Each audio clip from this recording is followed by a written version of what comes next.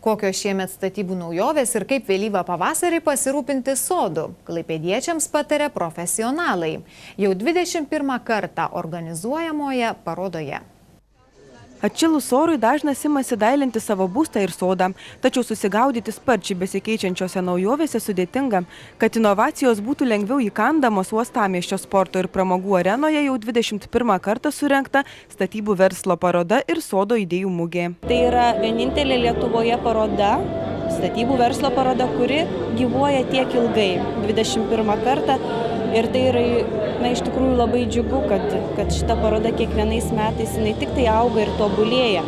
Ir dalyvių skaičius didėja, ir inovacijų skaičius didėja, ir pačių lankytojų susidomėjimas paroda taipogi didėja. Mes šalia parodos individuali statyba turime ir mugę Mano sodas, kuris startuoja jau 4 metus. Parodos organizatoriai pasakoja, šiemet sulaukia net 100 dalyvių. Jie lankytojams siūlo ekologiškus, ekonomiškus statybų įrenginius, namų buities prietaisus, sodo bei daržo techniką, augalus ar kiemo puošmenas. Taip pat seminarus. Jie, pasak organizatorių, skirti kiekvienam savo miesto ir šalies raida besidominčiam piliečiui.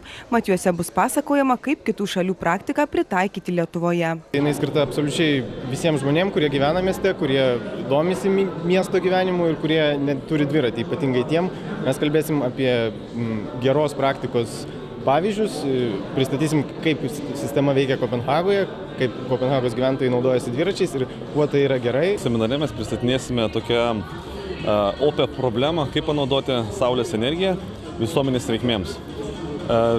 Kalbėsime taip pat, kaip organizacija gali panaudoti tvarias technologijas ir išnaudoti reklamą kitais būdais. Naujovių į parodą privilioti klaipėdiečiai arenoje būriavosi jau nuo ankstaus ryto. Vieni sako, atėję ieškoti reikalingų įrenginių, kiti tiesiog apsižvalgyti. Žinoma, čia tik visko daug po vienu stogu ir sužinau naujienų visokių įdomių.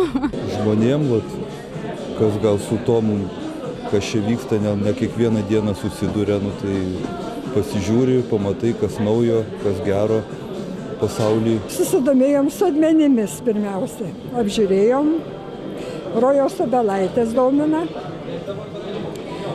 Aišku, savaime turbūt ko gero ir įsigysimės jas. Šiemet parodoje lankytojai gali pasitarti su specialistais iš Latvijos, Lenkijos, Norvegijos, Švedijos, Danijos bei Vokietijos. Per 4 parodos dienas organizatoriai tikisi sulaukti 30 000 lankytojų.